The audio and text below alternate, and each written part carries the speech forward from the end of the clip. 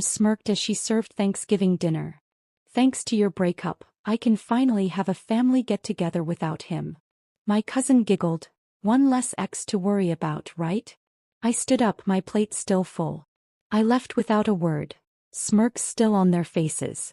Days later, the power cut off, bills piled up, the fridge emptied, and their Wi-Fi died mid-gossip. Calls came frantic. I let them ring. The clinking of silverware against porcelain filled the air, mingling with the low hum of laughter and conversation. The rich scent of roasted turkey and spiced cranberry sauce wafted through the dining room, a stark contrast to the heavy knot in my stomach. Thanksgiving was supposed to be about gratitude, about family coming together. But tonight I felt like an outsider at my own table. I sat stiffly in my chair, my fingers curled around the stem of my wine glass, barely sipping the chilled liquid. The weight of my mother's gaze lingered on me, sharp and knowing, as if she was waiting for something.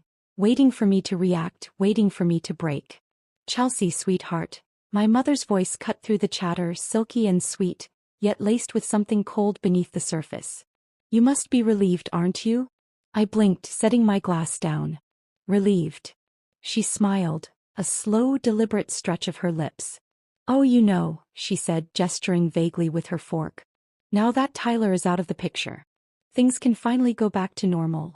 My stomach twisted. A low chuckle came from across the table. My cousin Maddie leaned forward, her eyes gleaming with amusement.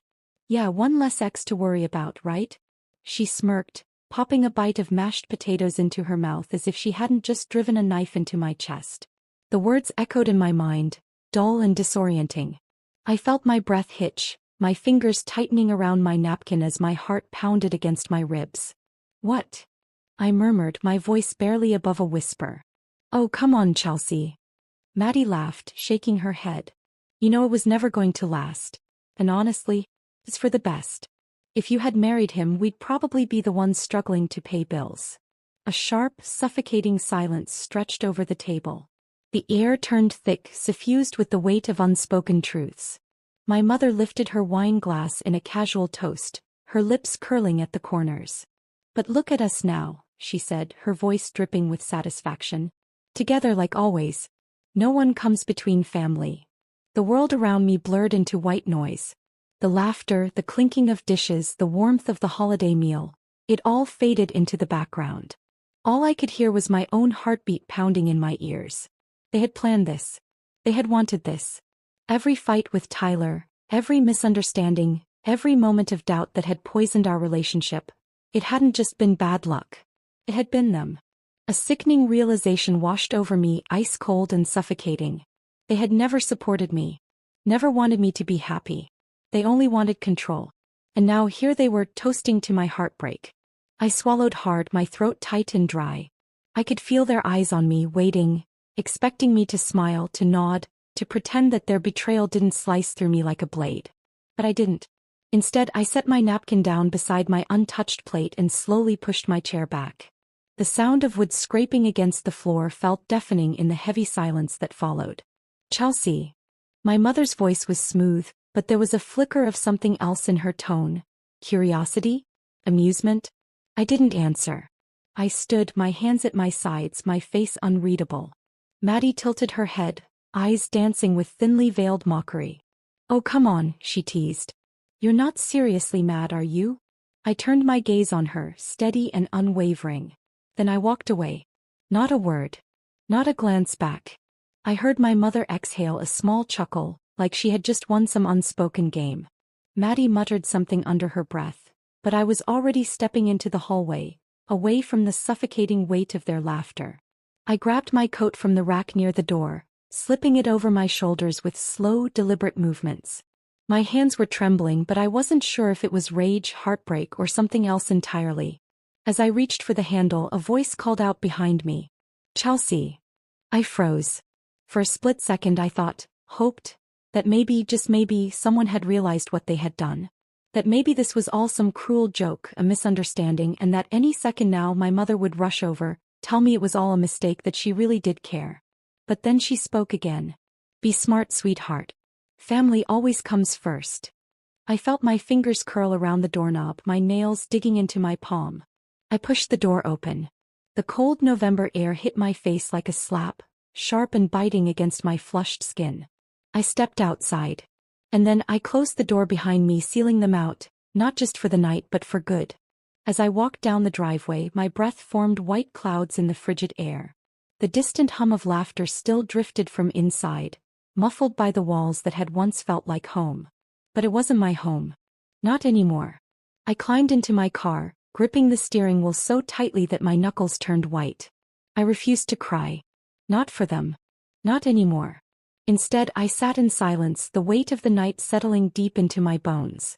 A slow, deliberate breath. Then another. And then a thought, one that sent a cold, burning determination through me. They thought they had won.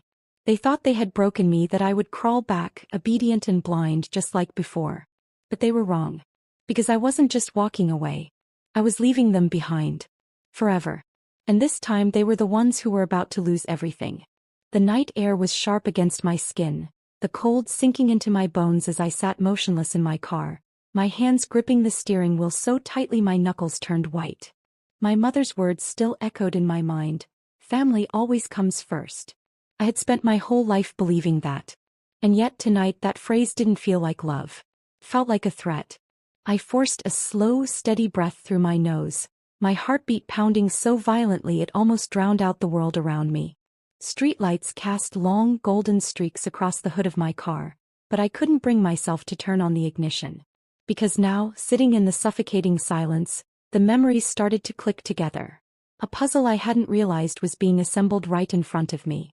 The signs were always there. I just never saw them. A week before the breakup, I had caught Tyler staring at his phone, his jaw clenched, his shoulders tense. When I'd asked him what was wrong, he had hesitated, just for a moment, before shaking his head and brushing me off. "It's nothing," he'd said, forcing a smile. But it wasn't nothing. Looking back, I remembered the way he had started to pull away, how our conversations had gone from easy and light to strained and careful. How he would look at me with something unreadable in his eyes. Doubt, hesitation, confusion. At the time I had thought maybe it was stress. Maybe work was getting to him. Maybe I had done something wrong. But now I knew. They had been in his ear. And they had been in mine too. My mother had a way of saying things. Not outright lies, but careful, deliberate words that made you question things you never would have doubted before. He had never liked Tyler. Not because he was a bad person, not because he had ever treated me poorly, but because he was a risk. Because he loved me in a way that made her nervous. And if Tyler and I got married, that love would mean one thing. I would no longer belong to her. I could still hear the casual way she had said it months before the breakup. "Chelsea, sweetheart, are you sure he's the right one? I don't want you to get hurt. Men like him, they lose interest so quickly. And the last thing you need is to be left with nothing." She had let the words hang in the air just long enough for the seed to take root. And then there was Maddie. Always laughing, always joking, except the jokes were always about Tyler. "He's cute, but doesn't he seem a little off lately? I don't know, Chels. I just get a weird vibe, you know? If he ever breaks your heart, I swear I'll help you key his car." At the time I had brushed it off. But now I realized what they had been doing. They had been planting doubts. Subtle, quiet little doubts that didn't seem harmful at first, until they started changing the way I saw him. And while they were whispering to me, they had been whispering to him too. The conversations I never knew about. I reached for my phone, my fingers unsteady, my pulse hammering against my ribs. I pulled up my texts. Tyler's name was still there, sitting in the same place it had been for weeks, untouched, unanswered. There were messages I had never responded to. "Chelsea, please. I just need to talk. I swear I didn't mean for it to happen like this. I don't even know what to believe anymore." I had ignored him. Not because I wanted to, but because by then I had already been convinced he had betrayed me. But now something ugly and suffocating curled in my stomach. As maybe, just maybe, he had been manipulated too. I opened my call log. And then I saw it. Multiple calls. From my mother. To Tyler. A week before the breakup. I stared at the screen, my breath catching in my throat. Why would my mother be calling my boyfriend? My stomach twisted violently. I already knew the answer. I thought back to the last argument Tyler and I had. It had been different from all the others. He had been distant, withdrawn, on edge. "I don't even know what's real anymore, Chelsea," he had said, raking a hand through his hair. I don't know if I'm losing my mind or if I've been blind this whole time. Blind to what? I had asked, my chest tight. To you, he had whispered. I had thought he was accusing me. Thought he had given up on me. But now, sitting in my car with the pieces clicking into place, I realized he had been just as lost as I was. They had fed him lies about me just like they had fed me lies about him. They had poisoned our trust, brick by brick, until there was nothing left but suspicion and pain. And they had done it for one reason only. Because if we stayed together, I would have left them behind. I swallowed hard, my fingers trembling as I hovered over Tyler's name. I had walked away from him just like they wanted me to. But now I knew the truth. I had a choice. I could let the damage they caused remain permanent. Or I could find out if it was still possible to fix what they had broken. A cold gust of wind rattled the car, the branches outside casting long, skeletal shadows across the windshield. For the first time since the breakup, I let myself imagine a different ending. An ending where they didn't win. An ending where I didn't let them rewrite my story. I closed my eyes, took a slow breath, and made a decision. I tapped the screen. And then I called Tyler. The world outside my apartment was quiet, but I knew that in my mother's house, things were beginning to spiral. It had only been a few days since I stopped financing their lives, and already the cracks were starting to show. The text messages had gone from polite requests to irritated demands, and soon they would turn into full-blown panic. They had built their lives around the assumption that I would always be there to catch them. But now they were falling. The first sign of their downfall came sooner than I expected. I had just settled onto my couch with a cup of tea when my phone buzzed. The name on the screen made my chest tighten, but not with fear. I didn't answer. Seconds later, another buzz. A voicemail. I hesitated, then pressed play. Chelsea, the electric company called today. There must be some kind of mistake because they're saying the payment was declined. I told them it would be sorted out immediately, but I can't get into the account. Call me back and fix this, sweetheart. Fix this. Like I had been doing my entire life. I leaned back, letting her voice play in the silence of my apartment. It should have hurt hearing her so casual, so entitled. But instead all I felt was a strange sort of clarity. There was no acknowledgement of what she had done to me. No apology. No remorse. Just expectation. She still thought I would take care of it. She was about to learn otherwise. 2 days later, the texts came in rapid succession. Maddie, so, are you just ignoring us now? Maddie, seriously, Chelsea? The Wi-Fi is down. We need it for work. Mom, I don't understand what's happening. I tried to get groceries today and my card declined. I thought maybe there was a fraud alert, but when I called the bank, they said the account was closed. We need to talk. Closed? I smirked, setting my phone down. They hadn't even realized it yet. I had cut them off completely. No more shared credit accounts. No more auto payments. No more easy money. And now, without my support, they were facing a reality they had never prepared for. Their house, the one I had kept afloat for years, was finally starting to collapse. I knew my mother well enough to predict what would happen next. First confusion, then frustration, and then blame. Sure enough, by the end of the week, the messages took a new tone. Mom, I don't know why you're doing this to us, Chelsea. We're your family. We've always been there for you. Maddie, this is so childish. Mom is stressed and you're just sitting there watching us struggle? That's messed up. Mom, after everything I've done for you, this is how you repay me? I exhaled sharply, tossing my phone onto the table. It was almost laughable how quickly their concern had turned into guilt-tripping. They didn't care that I had been the one hurt. They only cared about what they had lost. One evening, as I was heading out for a walk, I got a glimpse into just how much things had changed for them. I wasn't avoiding my mother's house, but I also hadn't planned on walking past it. Yet as I turned onto the familiar street, my feet carried me toward the place that had once been my home. It looked the same on the outside, but something felt different. The porch light was off. The curtains were drawn as if trying to hide what was happening inside. And then I saw it. A yellow slip of paper taped to the front door. From where I stood, I could make out the bold letters. Final notice. Utility shut-off warning. I stopped in my tracks. The electricity. They were running out of time. I should have felt guilty. I should have felt something.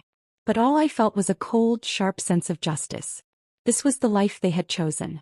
They had pushed me away, laughed at my pain, torn apart the one good thing I had in my life. All because they wanted to keep using me. No. Now they were seeing exactly what life looked like without me. I turned away from the house and kept walking. For the first time in years I felt weightless. I didn't owe them anything. I didn't have to save them. And for the first time they were starting to realize it too. Their smirks had faded. Their comfortable life was slipping through their fingers. And I was finally free. The first time I let my mother's call ring out, I felt a strange, unfamiliar sensation. Power. For years, I had dropped everything to answer her, whether I was at work, out with friends, or exhausted from a long day. She never asked if I had the time, she expected me to make time. But now she was the one waiting. The phone buzzed again, persistent, insistent. I stared at it. Then I let it ring. Ignoring them wasn't difficult at first. The texts and voicemails were nothing more than a test. They wanted to see if I would break, if I would feel guilty, if I would come running back like I always had. But when I didn't, that's when the tone started to change. Mom, Chelsea, I don't understand what's going on. Why aren't you answering? Maddie, are you seriously ghosting your own family? That's so messed up. I read each message in silence. They weren't apologizing. They weren't acknowledging what they had done. They were just confused as to why their source of comfort, stability, and money had suddenly dried up. And I was going to let them stay confused.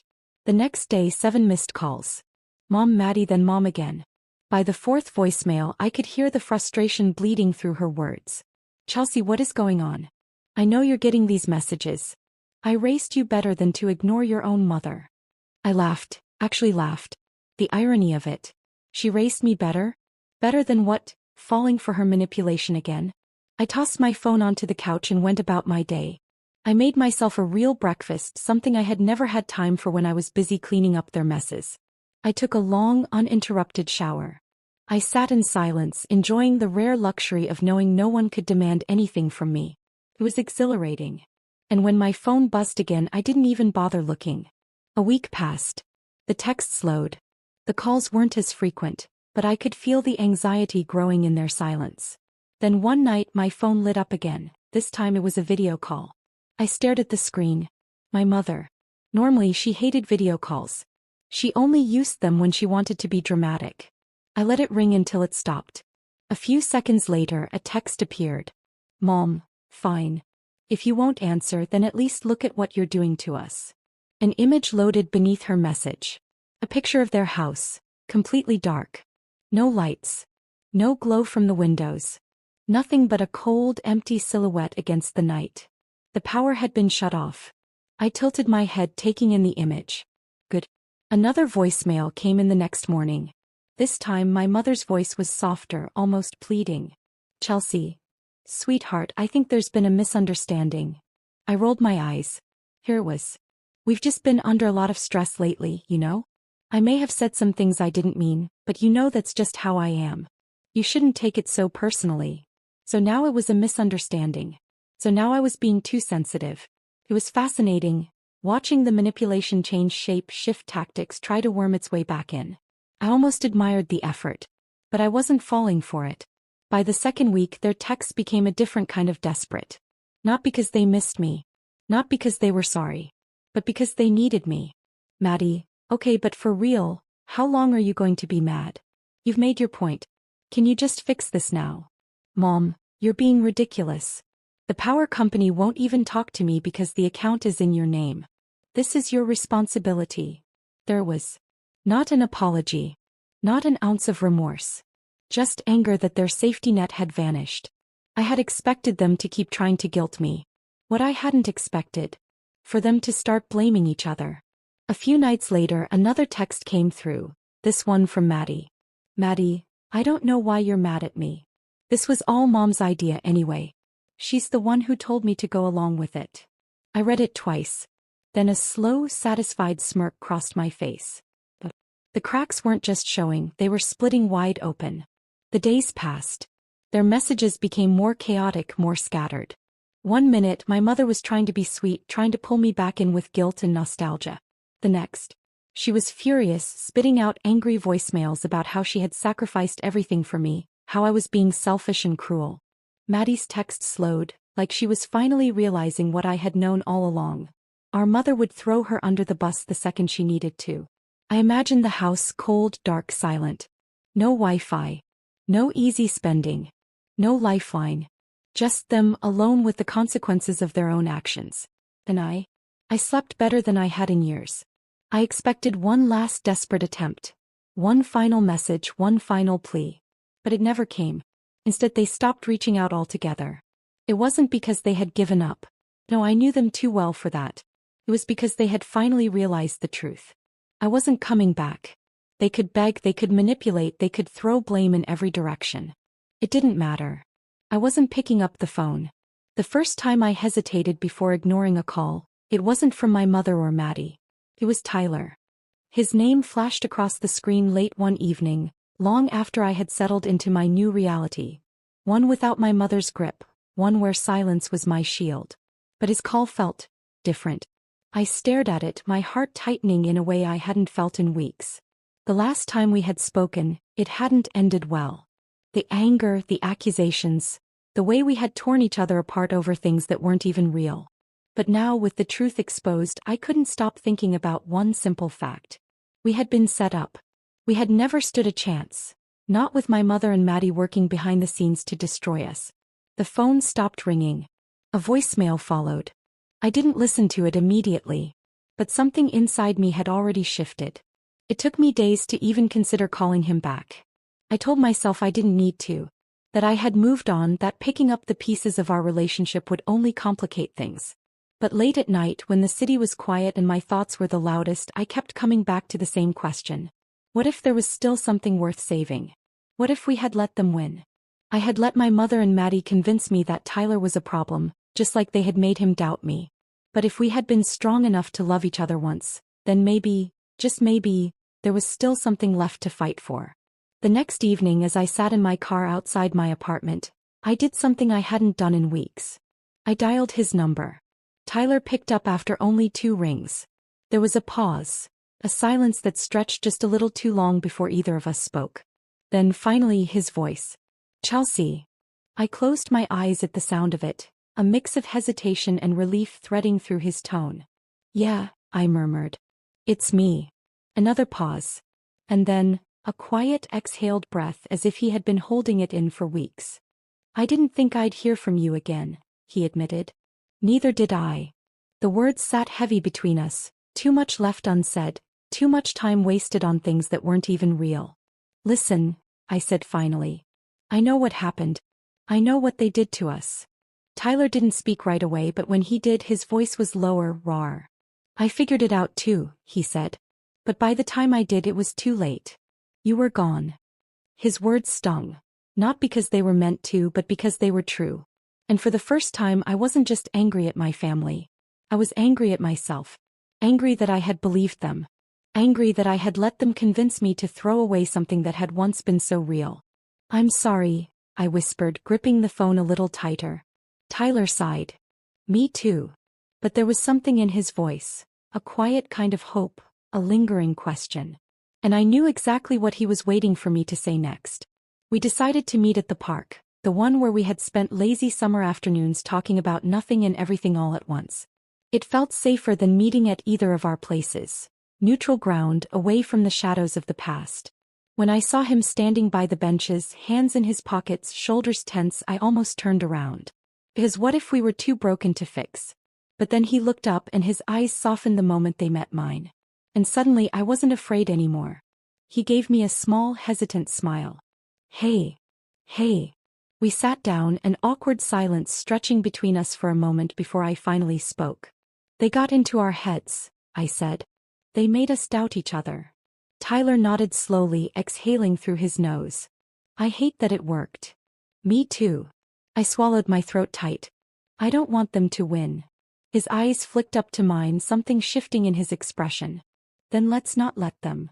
It wasn't easy. Rebuilding something that had been shattered never is. But we tried. We talked about everything. The moments of doubt, the nights spent wondering if we had made a mistake.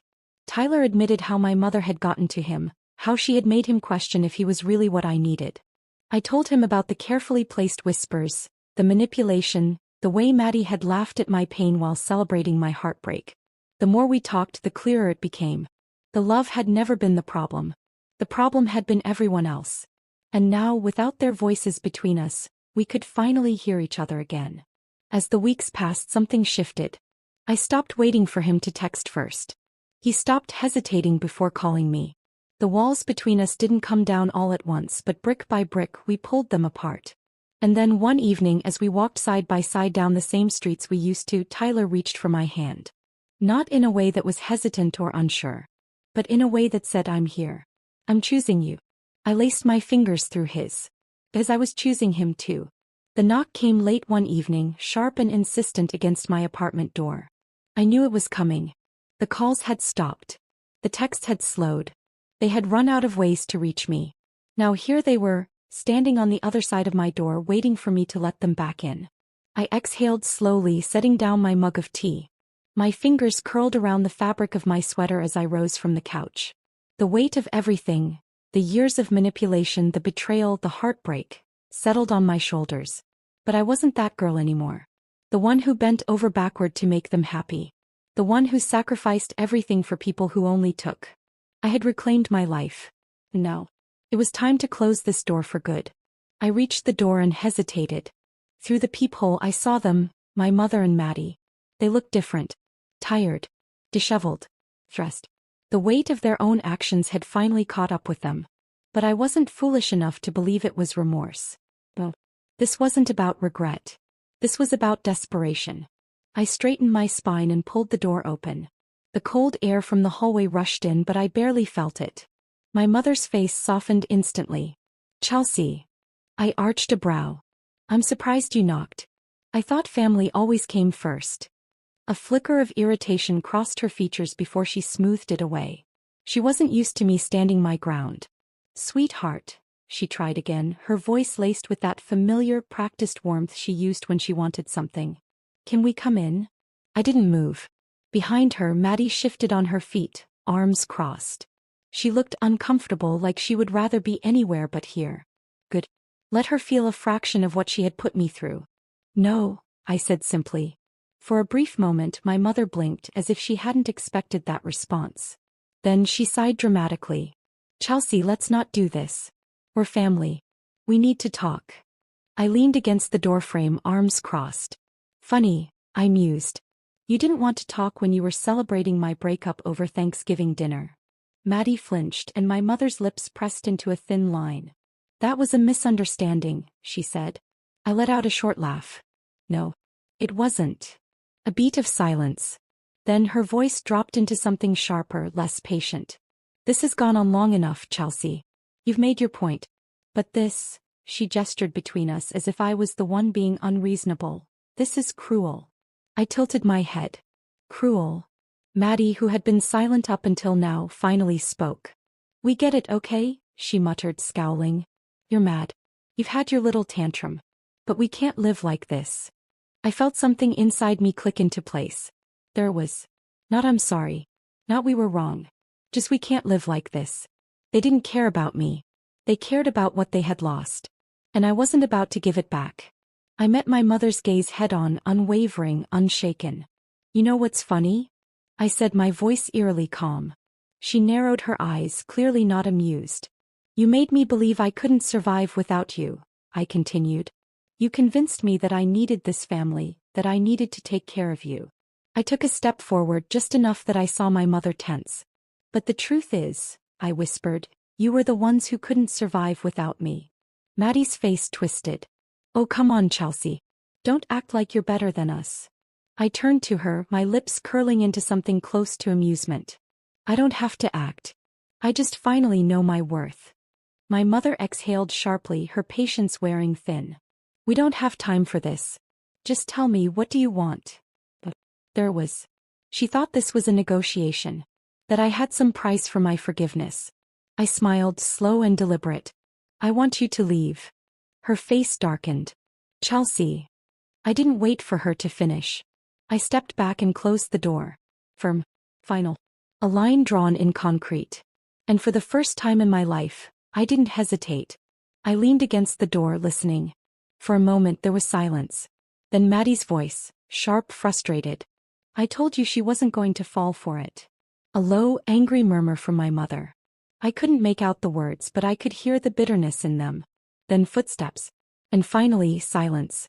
I closed my eyes, inhaling deeply. They were gone. For good this time. And I had never felt lighter. The thing about toxic people is, they don't leave quietly. They claw, they manipulate, they make you question yourself. But once you see them for who they are, truly see them, they lose their power. I didn't need them anymore. I never did. And as I stepped back into my apartment, locking the door behind me, I smiled. Because for the first time in my life, I was finally free. The silence after they left was different. Not the kind that felt heavy, not the kind that made my chest tighten with uncertainty. This silence was peace. I stood in my apartment, the finality of the moment settling over me like a warm, protective shield.